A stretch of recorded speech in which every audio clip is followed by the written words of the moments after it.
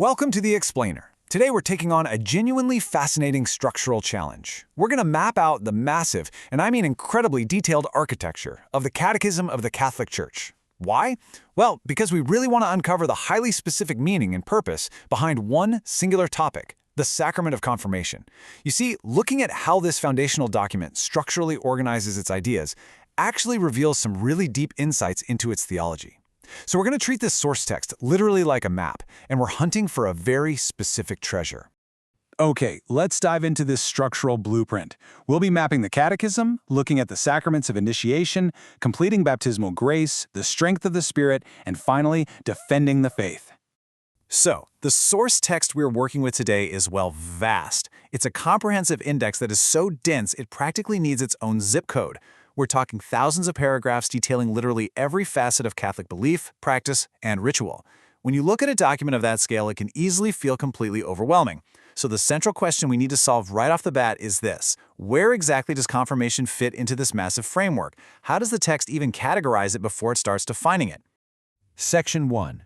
Mapping the Catechism. To find our answer, we have to start at the absolute highest level of the faith's architecture. The entire Catechism is actually built on 4 primary pillars. Part 1 is I believe, which covers the core declarations of faith. Part 2 is the sacramental economy, basically outlining how that grace is communicated. Part 3 is life in the Spirit, detailing human morality and vocation. And Part 4 focuses on prayer in the Christian life. Now, for our treasure hunt today, we are completely bypassing those foundational beliefs in Part 1, and we're jumping straight into Part 2. Let's move to and see how this builds. It's kind of like zooming in on a map.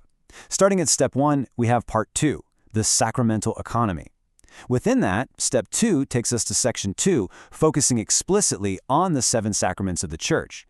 Then we zoom in further to Step 3, Chapter 1, labeled the Sacraments of Christian Initiation.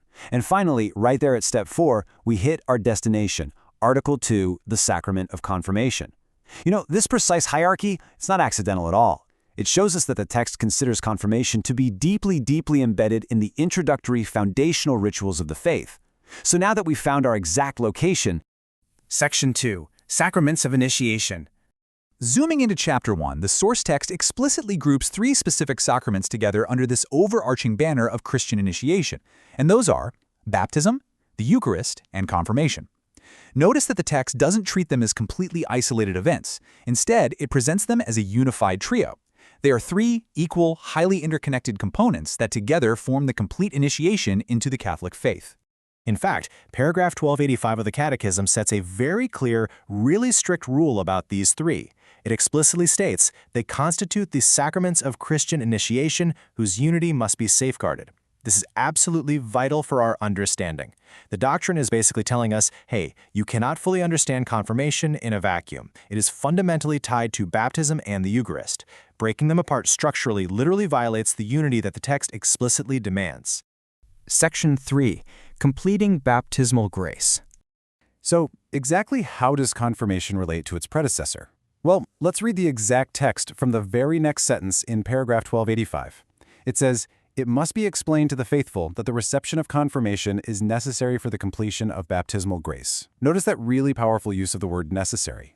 The doctrine isn't presenting confirmation as some optional add-on or, just a ceremonial graduation. It is explicitly defined as an essential requirement to finish something that was started earlier. So, the crucial point is this: baptism initiates the grace, but according to the source material, it leaves something open. It's awaiting its final seal. And confirmation acts as that exact completion. It provides that necessary seal, taking the initial foundation and structurally finishing it. Section 4. Strength of the Spirit. Okay, so now we understand the structural necessity. But what exactly happens during this completion? Paragraph 1285 actually goes on to detail the specific mechanics of this sacrament. It states that by confirmation, the baptized are more perfectly bound to the Church. That is a really fascinating phrase. If baptism binds you to the Church initially, confirmation acts to tighten that bond. It totally changes the individual's relationship with the institution of the Church, taking it from a foundational connection to a more perfect, mature, and solidified integration. And this brilliantly illustrates the internal effects promised by the text.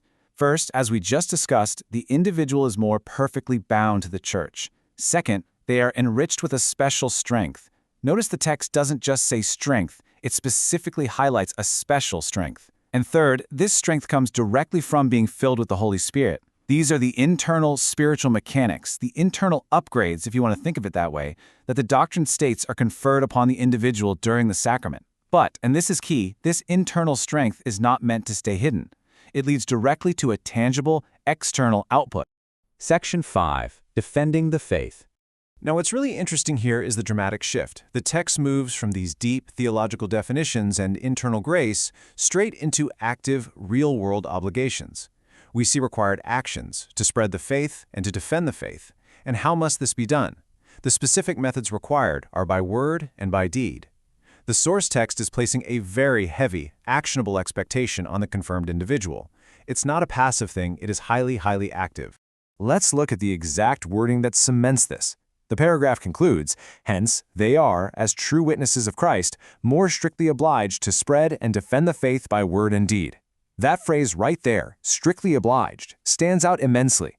Because they've been more perfectly bound to the church, and because they've been enriched with this special strength, they now carry a strict obligation.